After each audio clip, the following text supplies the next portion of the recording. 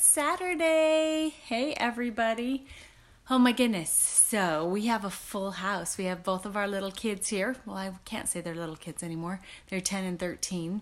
Dondi's upstairs in the office. And so to do my live video, I'm hiding in our bedroom with Coco. If you can see her. Oh, there she is. Hi. Say hi. There's Coco. Say hi. Say hi. Can you speak? Arf. Can you speak? Yeah? Hey, James. How are you? Hi, Linda. Thanks for hopping on here. Hi, Carol.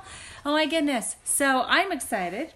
I hope you're excited because I've learned a lot of amazing lessons in my life, and this is probably one of the greatest of them all. Hi, Echo. How are you? So like I said, I'm hiding out in our bedroom. Because the house is full. We just had, hi Susie, good evening. We just had my sister and brother-in-law here for dinner that I don't get to see very often. And so it was really awesome to be able to see them and to spend some time with them and just kind of, it's easy to get busy, right? Hi Kay, how are you, sweet sister of mine? So lessons that I've learned.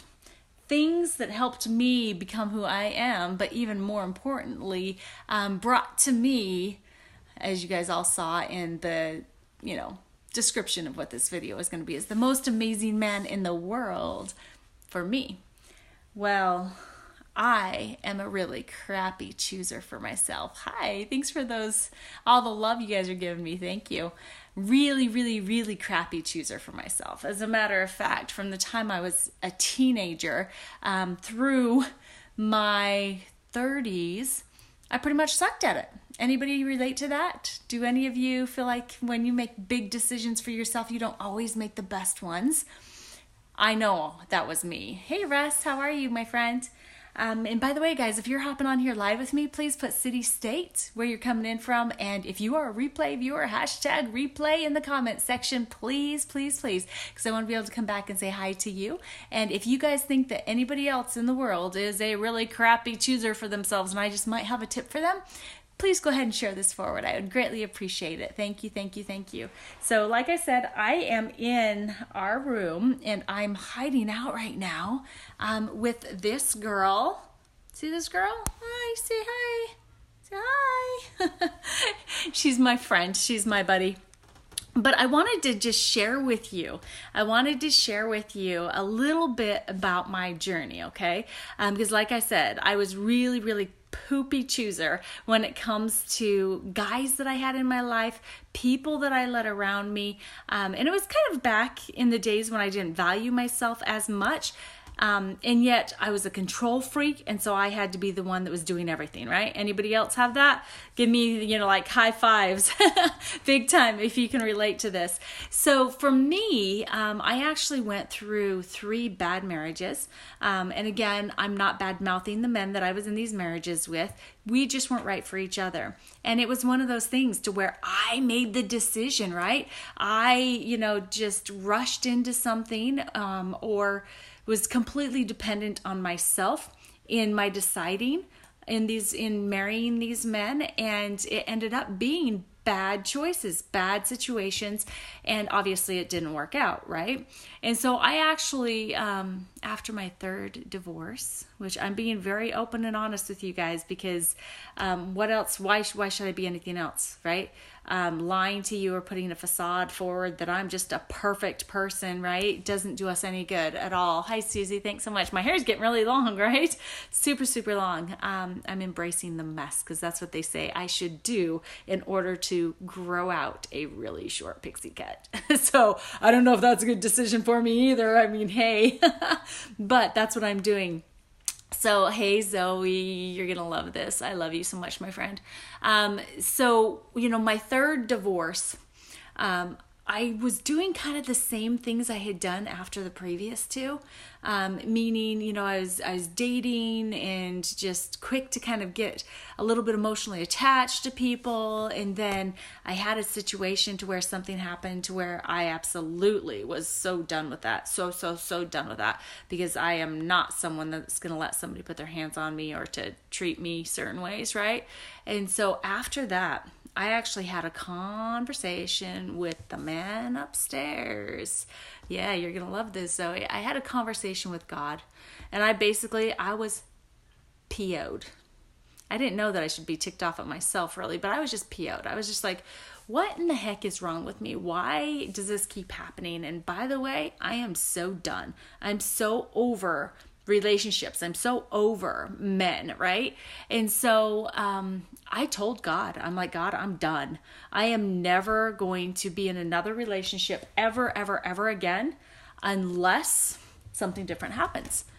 Sorry, I have to take the pencil away from the dog. The dog likes to chew on everything.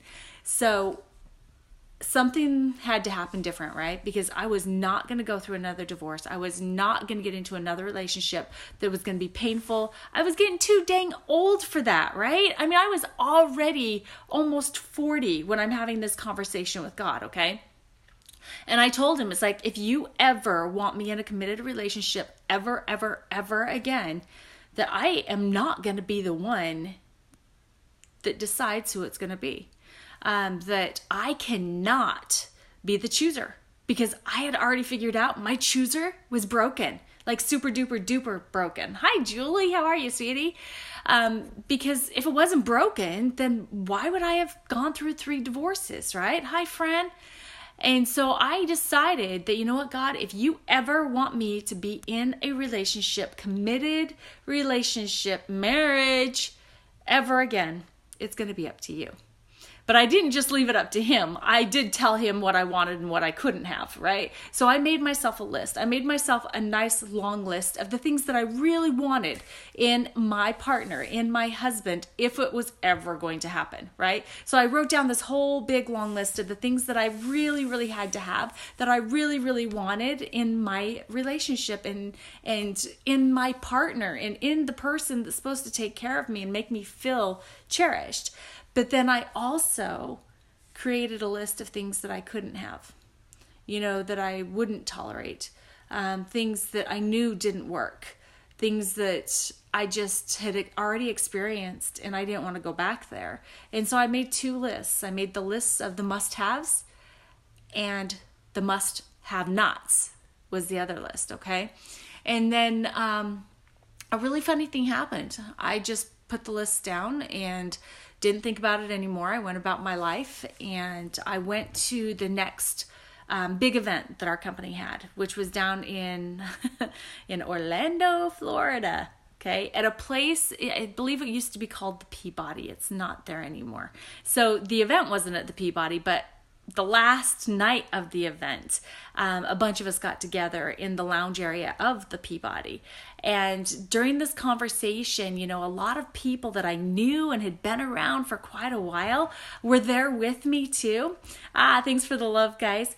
And there was some sort of a conversation that was going on, and I know exactly what it is because I'll never forget it, but it's also something I don't want to share out in public right this second either, what the conversation was.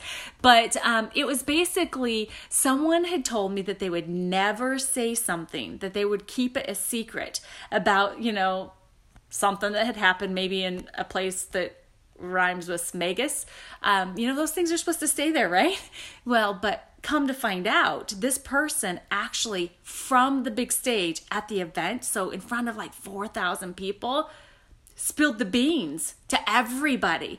And so I was freaking out, okay? And so just to paint you a little picture, okay? So we're kind of all sitting around in a circle, and I'm sitting in an armchair, you can't see what I'm doing here, right here. And Don D, my husband, was sitting to my left about 1.5 feet away. So not far away, but there was a break between our chairs. And when I found out that this had happened, that this guy had said this secret that he wasn't going to tell from stage, I threw my hands up in the air like, are you kidding me? And when my hand came down, all of a sudden it was being held. Hi, Amanda. And I looked over and Don D's holding my hand. And I really thought that he was holding my hand because he didn't want me to go kill his friend, because it was his friend that had done this, right? That had spilled the beans from stage. And so he's sitting there holding my hand, and then I'm like looking at him and I'm like,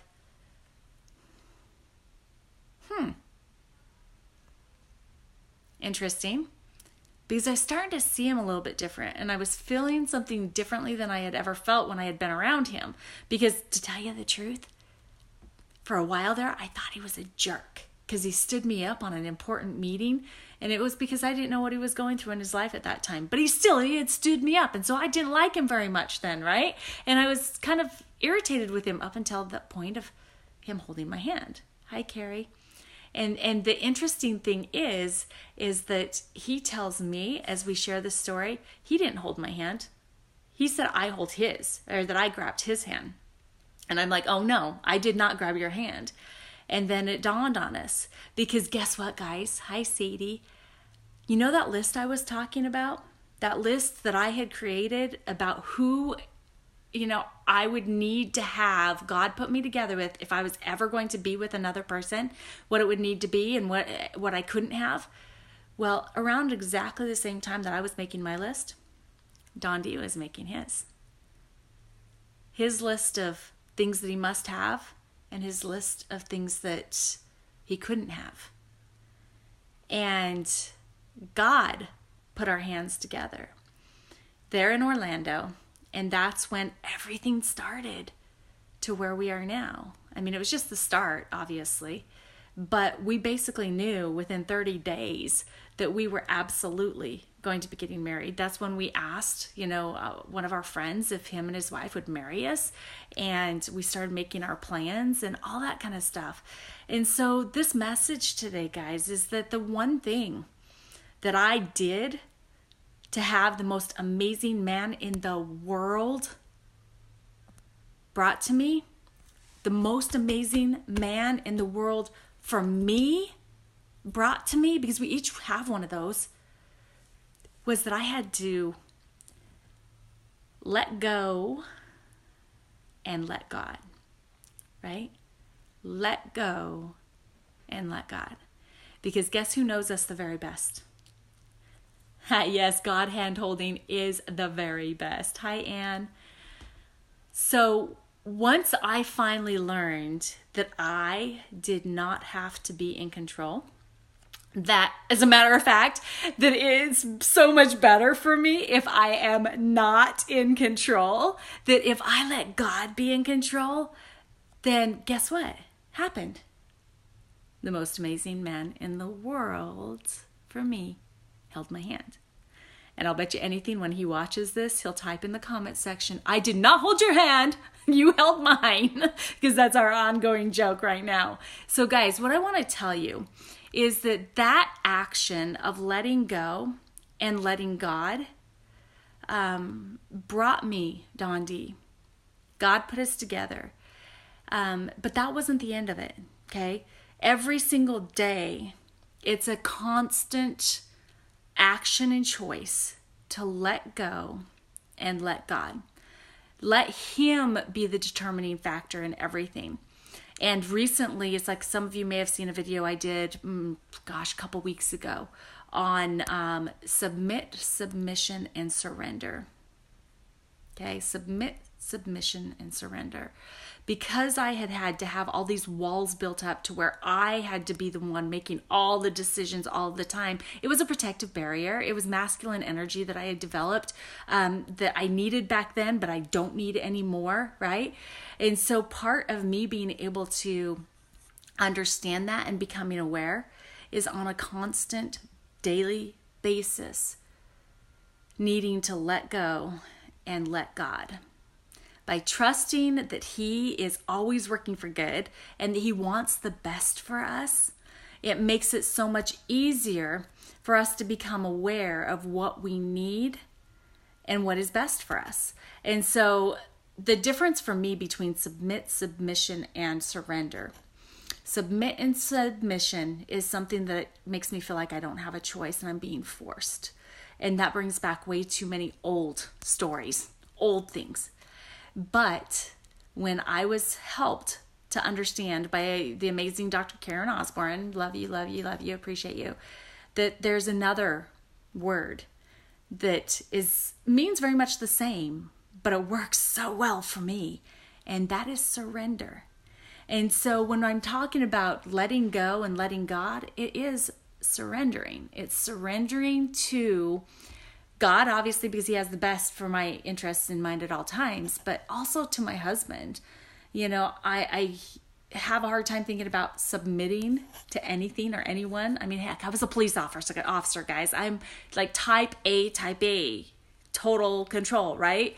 But to be able to know that surrendering is my choice and it will get what God wants from me in my life, this new awareness has become very empowering to me. And so for those of you that are already married and have already found your most perfect person in the world for you, keep in mind that every single day, if you treat your relationship and you trust God in the aspect of letting go and letting God and surrendering to his will for you, that even if your marriage does not feel like it's exactly the right thing right now, or that maybe you made a mistake, or that things are just not what you want them to be, that if you let God take over and take control, that he can work miracles in your life. He can work miracles in your marriage. He can work miracles in your spouse. He can work miracles in you. So guys, that's my message for you guys tonight, okay? I love you, Zoe, that anywhere in your life that you feel like you're having difficulty or you're struggling, and it doesn't even have to do with a relationship. It can do with your business. It can do with your work environment. It can do with your kids. Oh my gosh, this is a constant for us with our kids. I don't want to name anybody's names, but you know who you are. Right? But surrendering and entrusting God to take care of his children. We are all his children. How am I to say that I love my kids more than God loves them? I can't. And so I need to trust him because he can do a much better job of taking care of them. I love them, but I can't do everything that God can do. So in any aspect of your life, the sooner that you can learn to let go and let God and just surrender to his best for you, it will be so much more than you could have ever imagined. Ever. So my little partner in crime, look at her.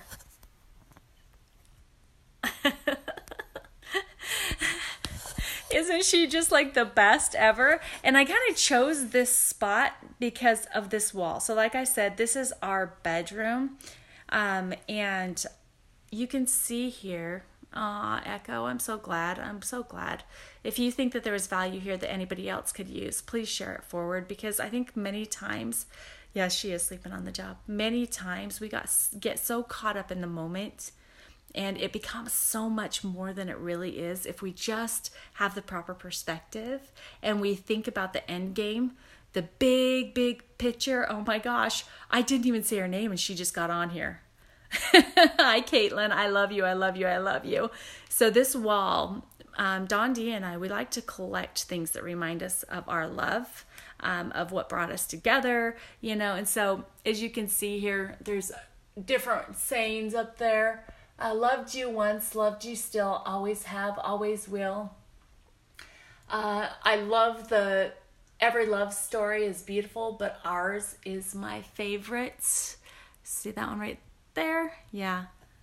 So this wall is a compilation of things that we've collected, including the Marci and Don D. That was one of our anniversary gifts from one to the other. So take the time, guys, to make things special. It is timing. I know you catch me in some of the most awkward positions, though, Caitlin, daughter of mine. I love you. So take the time, collect things that mean something to you and put them in prominent places. So that's a whole wall in our bedroom. So when we wake up in the morning, that's the first thing that we see. When we go to bed at night, it's the first thing that we see. And it's all reminders of how much we love each other. So, and it's a God thing. God brought us together.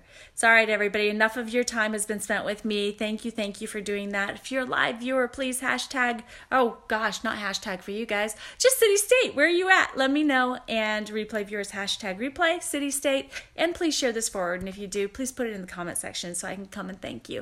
All right, guys, keep in mind, I love you. God most certainly loves you, every single one of you. And that you are enough. You're more than enough. Super deserving of everything that you could ever imagine. Hi, Kathy. Thanks for being on here.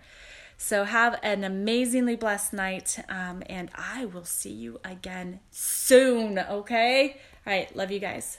Bye. Now if I can get to where I need to quit this thing. Oh, there it is. All right, see you guys.